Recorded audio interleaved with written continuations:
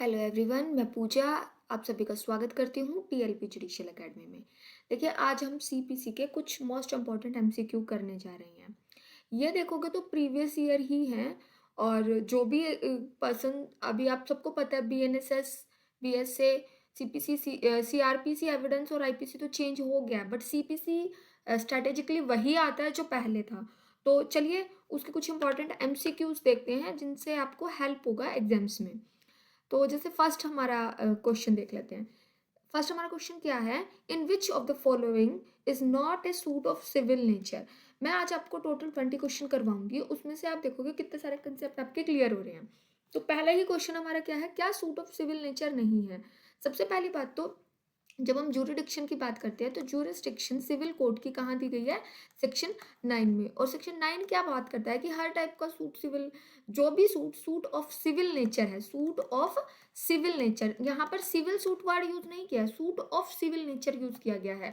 मतलब जो सिविल के जैसा है, मतलब सिविल नहीं है बट सिविल जैसा उसका नेचर है, वो सारे इंक्लूड हो जाते हैं। उन पर कोई बार नहीं है, वो उन पर सूट किया जा सकता है, अदरवाइज नहीं किया जा सकता।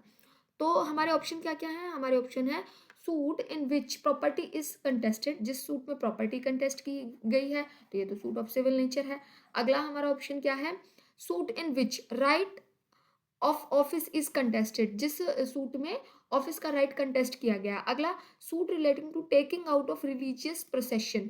ये क्या होता है कि जैसे पालकी जा रही है या फिर कोई जुलूस जा रहा है, जैसे हम देखते हैं ना, भगवान जियों की यात्रा जाती है मुहर्रम के टाइम पे, ईद ईद के टाइम पे क्या होता है, मुहर्रम निकलता है। तो इस तरीके से जो प्रोसेशन होते हैं रिलीजियस, उनको उनको निकालने का अधिकार भी आपका सिविल राइट होता है। सूट ऑफिस कंटेस्ट करने का भी आपका राइट सिविल राइट होता है, और प्रॉपर्टी कंटेस्ट करने का भी सिविल राइट होता है। But suit against expulsion from cast, मुझे जात से बेदखल कर दिया, इसके रिलेटेड कोई सूट ऑफ सिविल नेचर नहीं होता।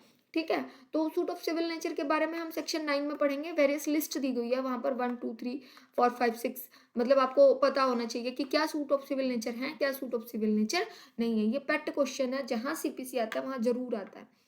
अगला क्वेश्चन देखिए, हमारा अगला क्वेश्चन क्या है?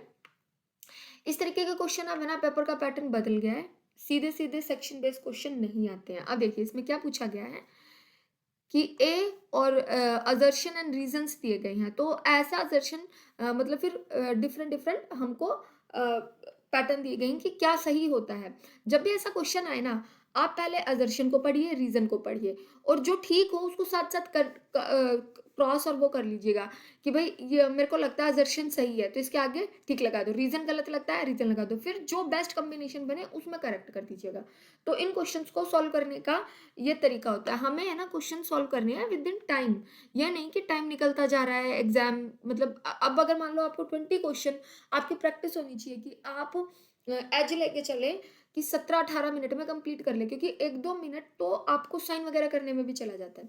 तो चलते हैं। A suit may be barred from the cognizance of civil court on the ground of public policy. हो सकता है कि कोई सूट बार हो, किस कारण से? सिविल कोर्ट उस पर कॉग्निजेंस ना ले, क्यों? क्योंकि वो पब्लिक पॉलिसी के अंडर आता है। पब्लिक पॉलिसी को देखते हुए हो सकता है कि सूट को क्या किया जाए, बार लग जाए। एक court should not contest matter injurious to an against the public will. Court उस मैटर को कभी भी नहीं देखेगा जो कि इंजूरियस है पब्लिक विल के। तो अब इसमें पूछ रहा है कि कौन सा सही है कौन सा गलत है। देखो ये वाली बात सही है, पब्लिक पॉलिसी को ध्यान में रखते हैं। अनलेस एंड अनटिल, लिखा है ना सेक्शन 9 में, हर तरीके का सिविल सूट सुना जा सकता है अनलेस एंड अनटिल वो पब्लिक पॉलिसी के अगेंस्ट ना हो या फिर बार ना हो, एक्सप्रेसली या इम्प्लाइडली। तो एक्सप्रेसली बार्ड है, पब्लिक पॉलिसी के अगेंस्ट नहीं जाना चाहिए। और अगर इंजरी करेगा पब्लिक वेल को, तब भी हम सूट नहीं सुनेंगे। तो दोनों बातें ठीक है, both A and R is true and R is the correct explanation of A. तो इसका ऑप्शन ए ठीक लग रहा है मुझे। अगले ऑप्शन भी पढ़ लेते हैं। A and R true but R is not correct explanation. नहीं, ये इसका बिल्कुल करेक्ट एक्सप्लेनेशन है कि हाँ, हर वो सूट जो पब्लिक पॉलिसी के अगेंस्ट है वो बार होता है, क्योंकि हम उस सूट को कैसे इन्फोर्स में करवाएंगे अगर वो पब्लिक पॉलिसी के अगेंस्ट है। तो इस तरीके से हमारा इसका आंसर बनेगा ए। अब अगला देखिए, अब ये सीधा सेक्शन बेस आया है। आप बताइए रेस जुडिकाटा के कौन से सब क्लोज में constructive principle of constructive res judicata आता है। देखिए रेस जुडिकाटा में टोटल कितने क्लोज हैं, सब क्लोज हैं, आप मुझे कमेंट बॉक्स में बताइए। रेस जुडिकाटा दिया कहाँ हुआ है? रेस जुडिकाटा दिया हुआ है सेक्शन 11 में। इसके कितने क्लोज हैं? टोटल 8 क्लोज हैं। कौन से क्लोज में कंस्ट्रक्टिव रेस जुडिकाटा काटा आता है? 11 के 4 में। ये तो आपको बाय हार्ट याद होना चाहिए, 11 के 4 में। वेरी वेरी वेरी इंपॉर्टेंट, याद होना चाहिए हर किसी को। टोटल कितने क्लोज हैं? 8। अगला क्वेश्चन देखते हैं। इन विच, फिर से असर्शन एंड रीजन का क्वेश्चन आ गया। In choose the alternative for the assertion and reasons के लिए क्या सबसे बेस्ट है? सबसे पहला, civil courts jurisdiction should be readily infer unless expressly provided under any statute. मतलब हम मानते हैं कि सिविल जुरिडिक्शन होगा जब तक कि वो एक्सप्रेसली मना ना कर दिया जाए, प्रोविजो ना लग जाए उस पर। तो ये बात तो हमको ठीक लग रही है। मैंने कहा था ना, जब भी क्वेश्चन पढ़ो उसी टाइम लगा दो ठीक लग रही है या गलत लग रही है। दूसरा, there is a no presumption in the favour of court jurisdiction, कि कोई प्रिजम्पशन नहीं है कि कोर्ट की जुरिडिक्शन होगी या नहीं होगी। अब ये बात आपको कैसी लग रही है?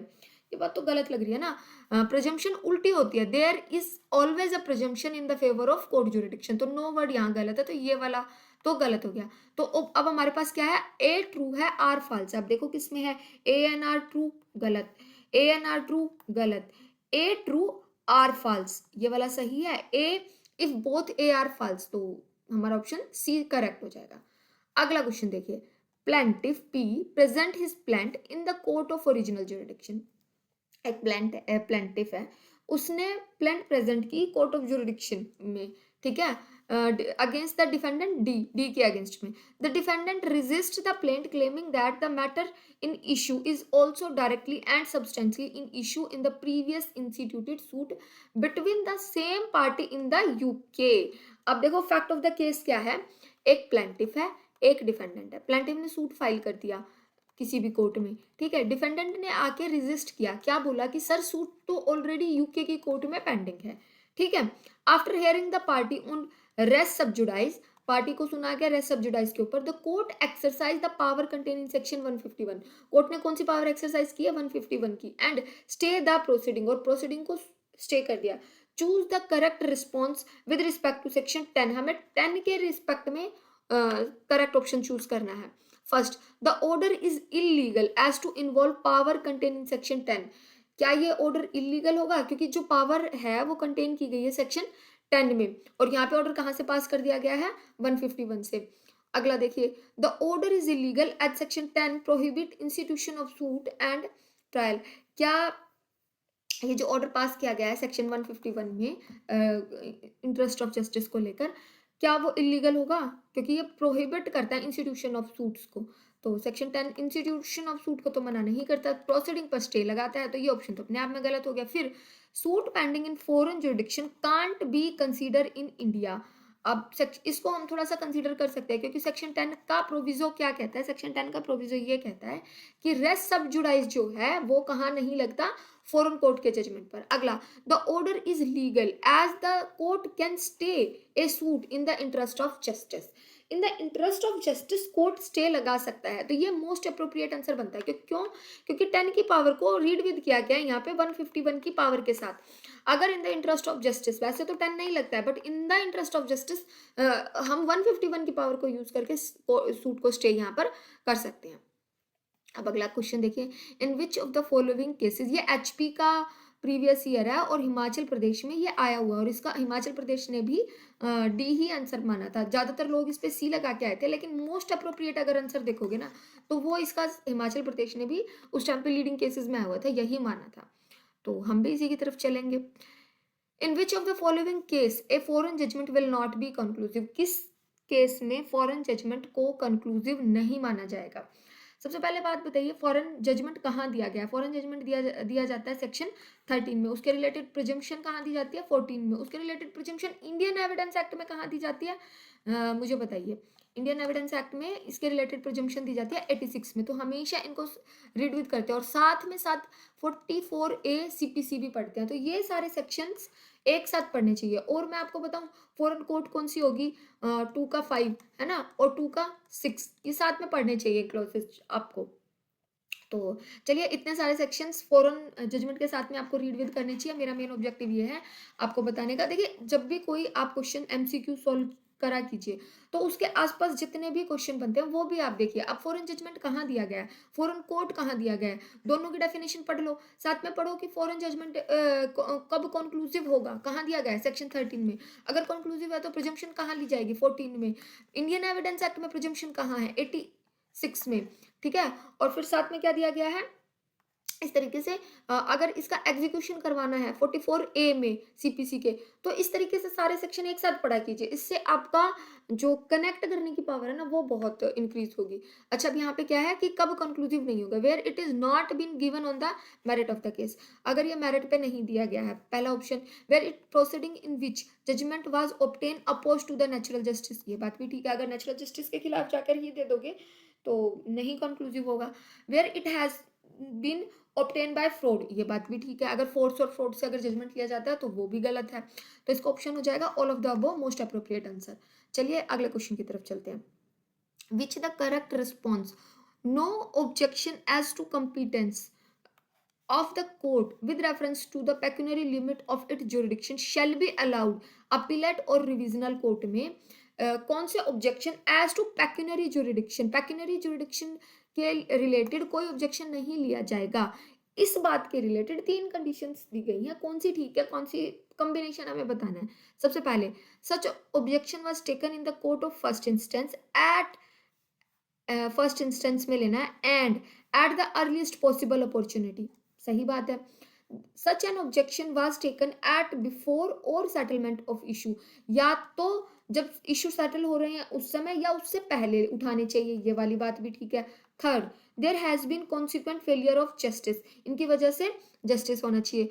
तो ऑप्शन हमारे हैं 1 और 3 करेक्ट है, नहीं 2 भी तो करेक्ट है, 2 और 3। तो हमारा हमारा मोस्ट अप्रोप्रिएट आंसर देखेंगे हम, हमारा क्या बन सकता है इसका। All of three condition must be को एग्जिस्ट, तीनों चीजें एक साथ होनी चाहिए, ठीक है ना। तो ऑब्जेक्शन रिलेटेड पेक्यूनरी जुरिडिक्शन कहाँ होता है, मुझे ये सेक्शन नंबर बताइए कौन से में दिया गया है, ठीक है, कि कहाँ रेस करते हैं और कौन कौन सी जुरिडिक्शन। देखिए, सिविल कोर्ट के पास कितनी तरीके की जुरिडिक्शन होती है, 3 तरीके की। टेरिटोरियल, राइट, एक होती है पेक्यूनरी, एक होती है सब्जेक्ट मैटर। अब मैं आपको एक बात बता दूं, अगर सब्जेक्ट मैटर ही जुरिडिक्शन नहीं थी कोर्ट के पास, फिर तो जो जजमेंट आएगा वो कोई जजमेंट नहीं है, उसकी कोई वैल्यू नहीं है, वो ठीक नहीं हो सकता। बट टेरिटोरियल और पेक्यूनरी जुरिडिक्शन नहीं थी, उसके खिलाफ ऑब्जेक्शन आप रेज कर सकते हो, और जो डिक्री आएगी वो डिक्री वैलिड होती है, मतलब ऐसा नहीं कि वो डिक्री खराब है। बट सब्जेक्ट मैटर की जुरिडिक्शन को अगर आप बाईपास कर गए तो मतलब मामला ही गड़बड़ था, कोई दिक्कत नहीं है, दोबारा रेस जुडिकाटा भी नहीं लगेगा इवन, क्योंकि रेस जुडिकाटा के लिए आपने कंडीशंस भी पढ़ी होंगी। तो इस तरीके से आप इस चीज को कनेक्ट करके पढ़िए।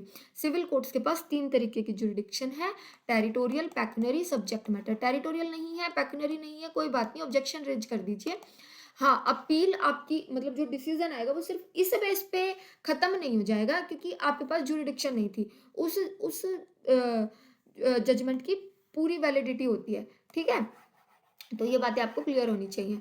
आगे सेक्शन 8, क्वेश्चन नंबर हम 8 पे चलते हैं। इसमें क्या कहा गया, where the former suit was dismiss, पहले वाला सूट डिसमिस हो गया because of the principle of res judicata apply. कौन सा पहला सूट डिसमिस हो जाएगा, क्योंकि रेस जुडिकाटा अप्लाई होगा। तो मतलब हम हमारे पास 4 ऑप्शन दिए गए हैं, उसमें देखना है किस केस में रेस जुडिकाटा लगेगा, किस केस में रेस जुडिकाटा नहीं लगेगा। सबसे पहले वांट ऑफ जुरिडिक्शन, जुरिडिक्शन नहीं थी, अब क्लियर नहीं किया इसने कौन सी। non-gender of parties, misgender of party, relief claim but not granted। अब किस केस में रेस जुडिकाटा अप्लाई होगा, मुझे वो बताओ। तो इसका आंसर हो जाएगा relief claim but not granted. देखिए, the suit was dismiss because of principle of res judicata will apply. देखो, जुरिडिक्शन नहीं थी, अब मैंने आपको बताया ना, रेस जुडिकाटा नहीं लगता अगर टेरिटोरियल और पेक्यूनरी जुरिडिक्शन नहीं है, बट सब्जेक्ट मैटर जुरिडिक्शन नहीं है तो रेस जुडिकाटा नहीं लगता, ठीक है। नॉन जेंडर ऑफ पार्टीज में भी आप बाद में ज्वाइन करवा लो, मिस जेंडर ऑफ पार्टी में भी, बट अगर ये नॉन जेंडर और मिस जेंडर किसका होता है, नेसेसरी पार्टी का, तब बात अलग थी।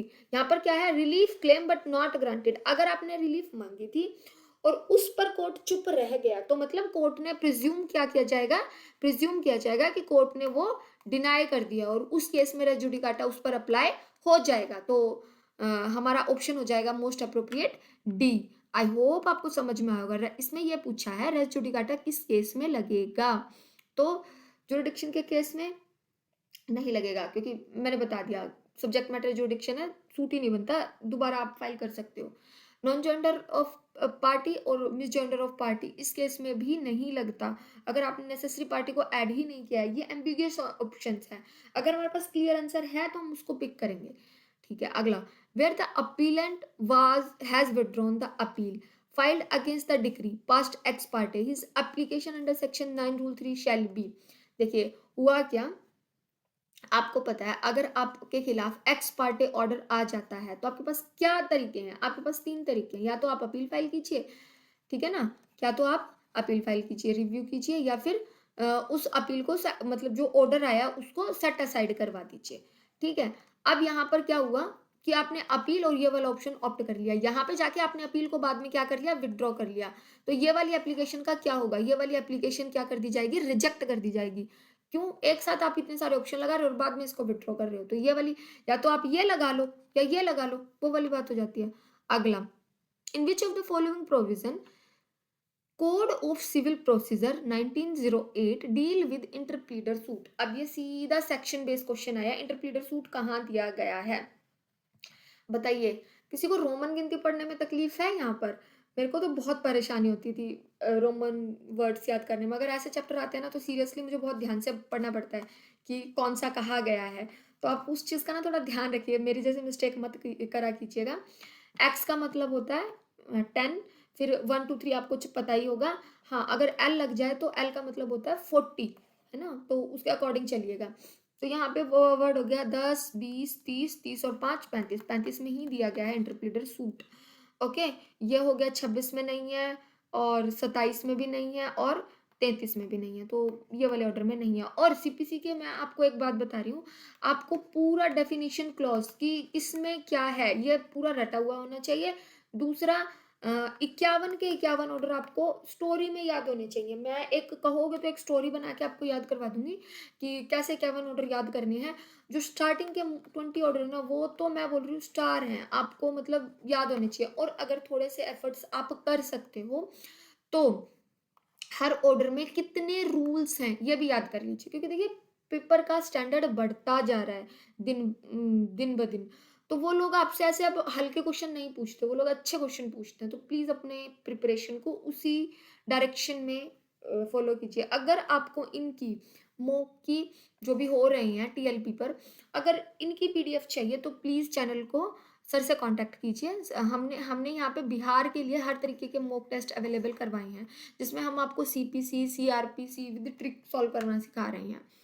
तो as of now thank you so much. अगला क्वेश्चन भी देख लीजिए एक बार अगर आपको देखना है तो, वरना ना सीधा सेक्शन बेस तो बहुत कम आते हैं, जैसे ये आ गया, in which of the following provision the code of civil procedure deal with appointment of receiver. अब देखिए दो सीधे सीधे एक ही पेपर में दो सीधे कहाँ से आए हैं, ऑर्डर बेस आए हैं, आपको पता होना चाहिए रिसीवर कहाँ है 40 में, साथ में ये भी पता हो 20 में क्या है, 15 में क्या है, 16 में क्या है। तो कल आपका काम क्या होगा, 51 ऑर्डर की पूरी लिस्ट याद करनी और पूरा डेफिनेशन क्लोज याद करना। चलिए कल मैं आपको, अगर मेरे से हो सका तो मैं आपको एक ट्रिक बना के इन सबको याद करवाऊंगी, ठीक है। As of now thank you so much, जुड़े रहिए चैनल से, और आगे के मॉक टेस्ट के लिए सर से कांटेक्ट कीजिए, बिहार की सीरीज आ रही है जल्दी ही। Thank you.